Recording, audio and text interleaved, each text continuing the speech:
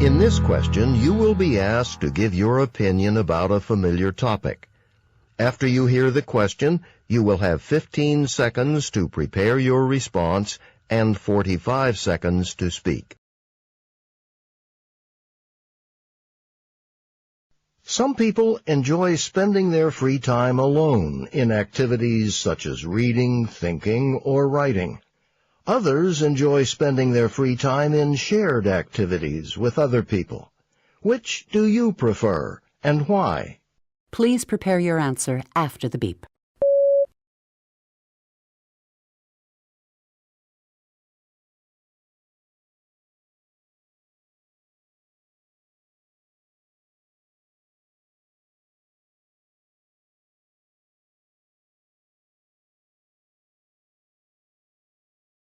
Please begin speaking after the beep.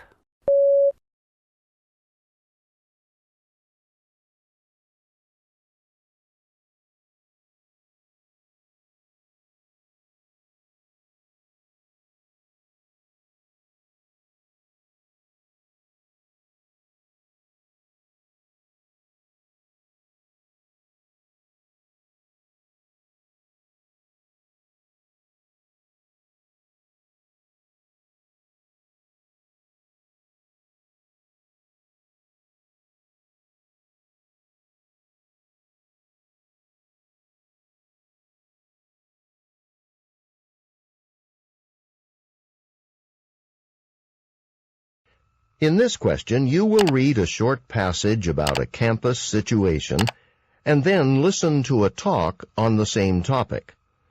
You will then answer a question using information from both the reading passage and the talk. After the question, you will have 30 seconds to prepare your response and 60 seconds to speak. Read an article from the university newspaper. You will have 45 seconds to read the article. Begin reading now.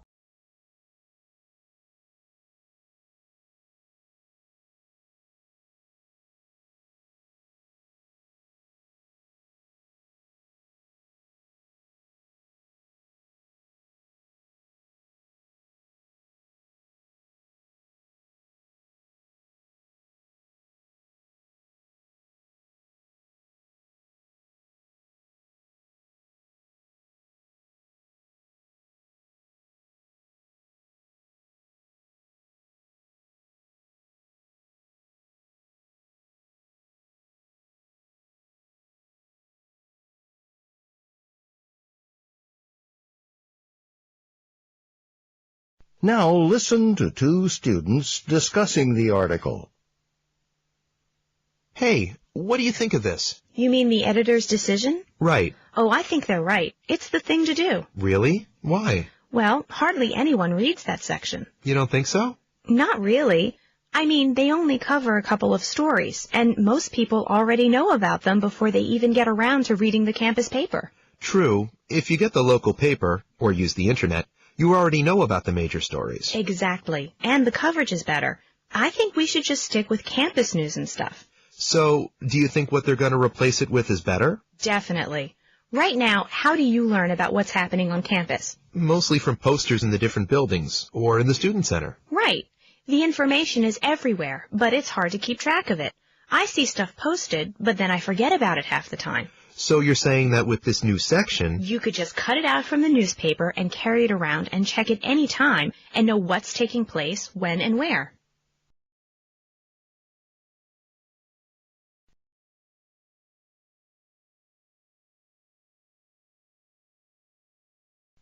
The woman expresses her opinion about the plan announced in the article. Briefly summarize the plan, then state her opinion about the plan and explain the reasons she gives for holding that opinion. Please prepare your answer after the beep.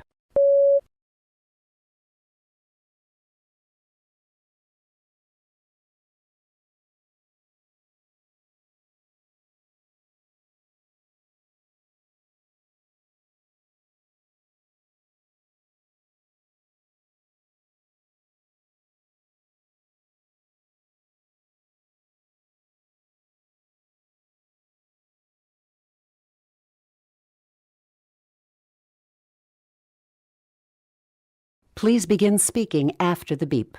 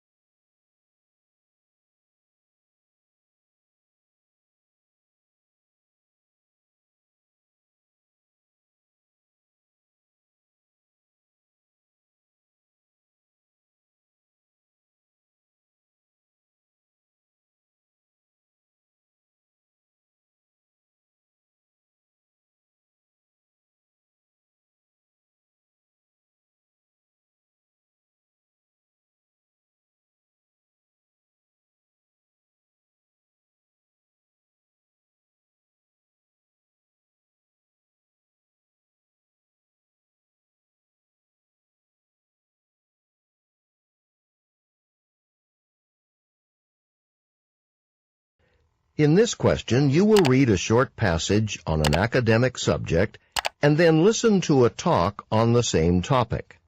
You will then answer a question using information from both the reading passage and the talk. After the question, you will have 30 seconds to prepare your response and 60 seconds to speak. Read a passage about reference groups from a psychology textbook. You will have 45 seconds to read a passage. Begin reading now.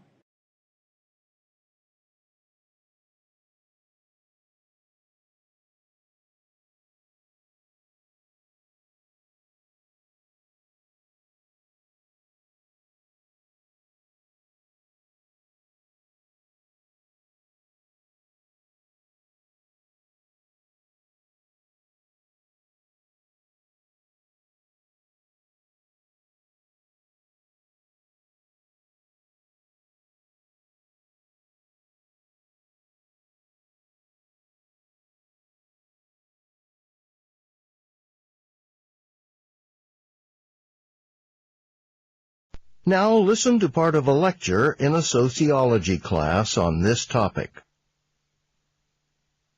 I have an example from my own life that illustrates this. When I first began my university studies, I became friends with a bunch of art students.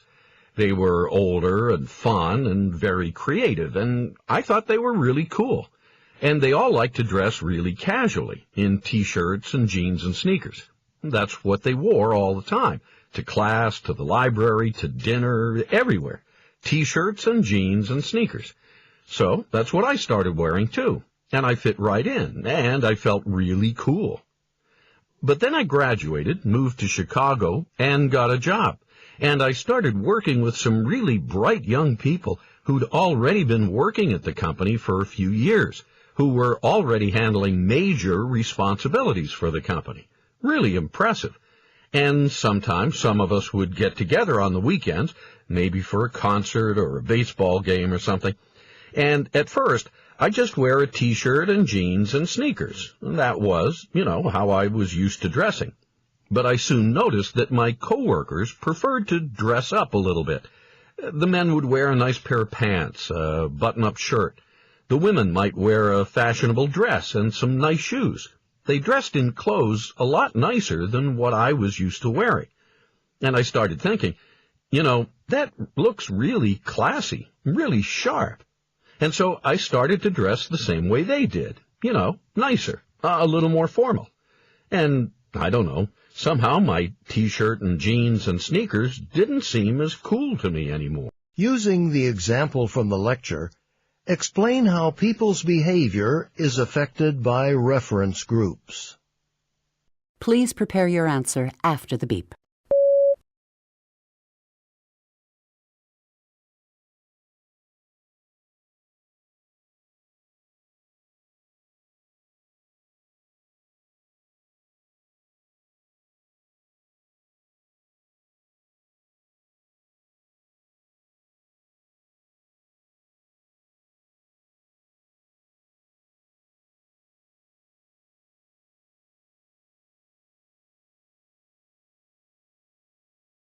Please begin speaking after the beep.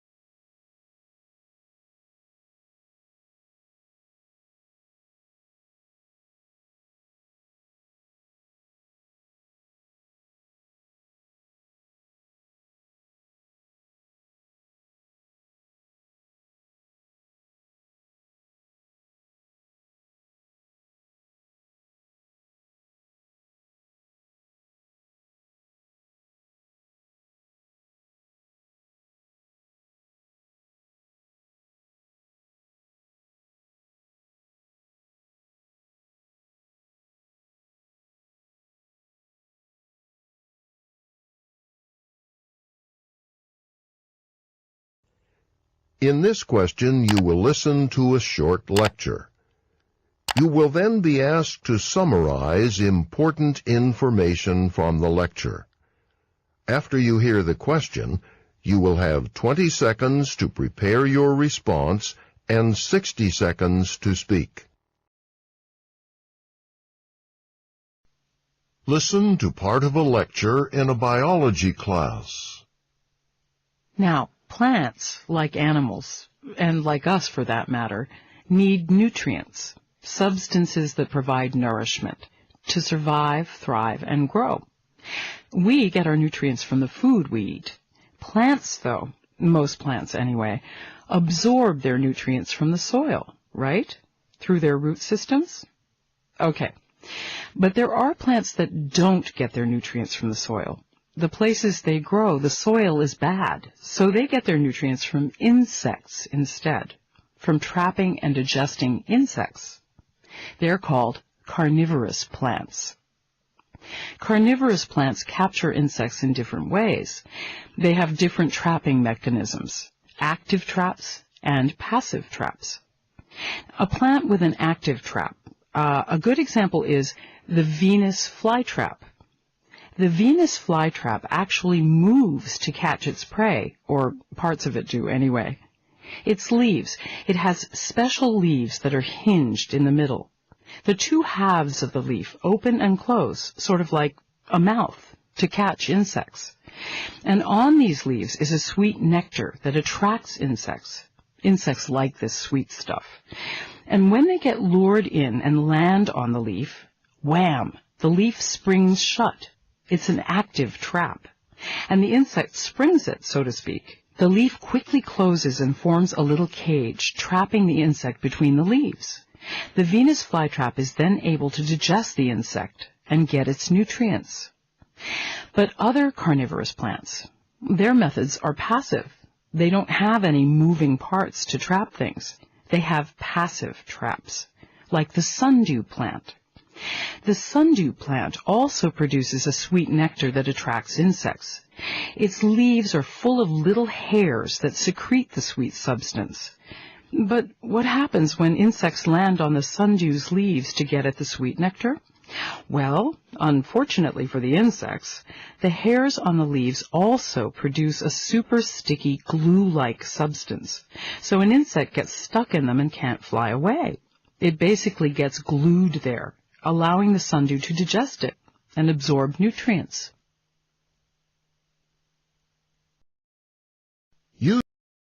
Using the examples of the Venus flytrap and the sundew, describe two ways that carnivorous plants get their nutrients. Please prepare your answer after the beep.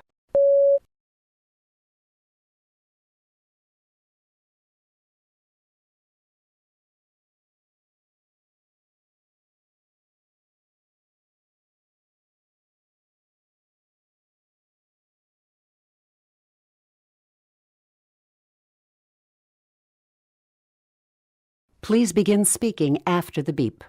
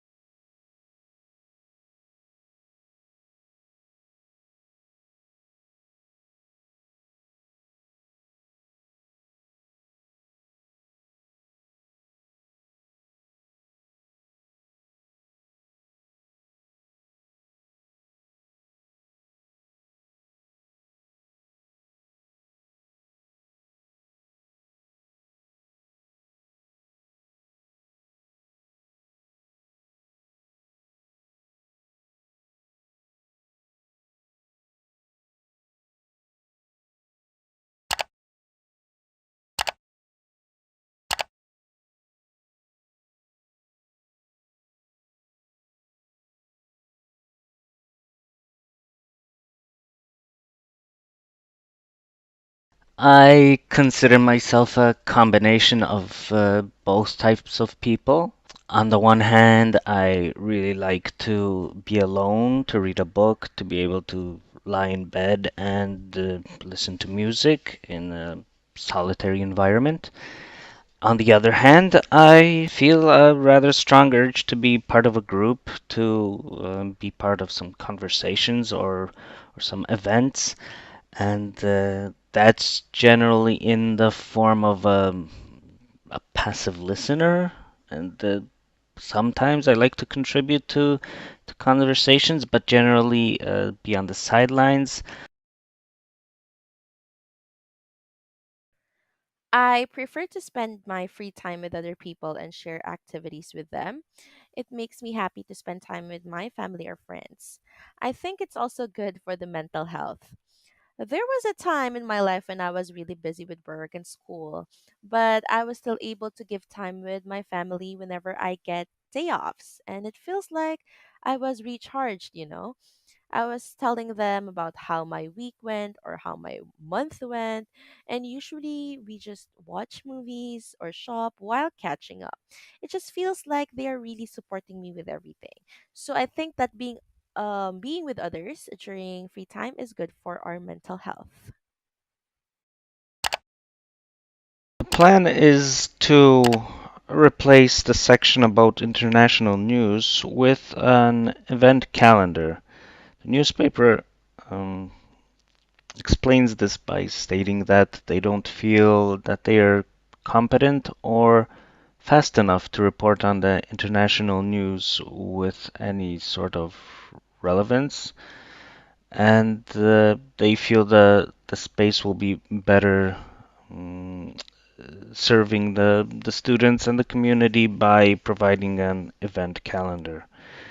The woman agrees with this and is very happy because she thinks that the major news stories are already covered by other sources of information, and it's nobody uses the newspaper for that purpose.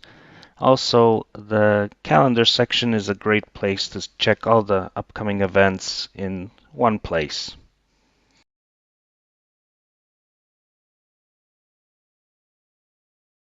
The plan stated that there will be no more international news page on the school newspaper because other news sources are better and they can also save space for more important events about the campus. The woman agreed with the plan because she thinks that not a lot of people actually read the international news section, and she said that news are widely spread even before posting it on the newspaper. She also said that school newspapers should just stick with the campus news or events. And another reason she agreed with it is that they can cut out the part where the scheduled events are put on the newspaper and carry it around. It will serve as their reminder. Reference groups are groups in our social circles that we feel that we belong to or want to belong to, that groups that contain people we admire, that we want to imitate, and that we feel a strong pull, a strong sense of belonging when um, talking about the group or participating in events of that group. Now, the examples given by the professor discussed two very distinct groups he was part of throughout his life, and he talked about how they influenced his behavior and the way he dressed and the way he spoke and acted. I mean, he was the same person, but because of the groups he was interacting with, he behaved very differently. According to the passage, we are greatly influenced by our reference groups. Now, reference groups are someone that you interact every day or someone that is really famous and you admire. The professor explained more about this by giving a personal experience. When he was a university student, he usually spent time with art students. He thought that these students were really cool and he even dressed like them. He started wearing a shirt, jeans, and sneakers everywhere and any event. But after graduating, he moved to Chicago and started working with young people that are really brilliant. These people usually dressed up more nicely by wearing nice pants and button up shirts. Because of them, he also started wearing semi formal clothes. Carnivorous plants are plants that adapted to obtaining their nutrients by way of using insects that they capture and digesting those insects um, to absorb said nutrients. The first example is of a Venus flytrap that is may be called an active carnivorous plant because it has special leaves that are creased in the middle and look somewhat resembling a mouth that, once triggered, can close up on the insect that is inside it and capture it in a sort of cage.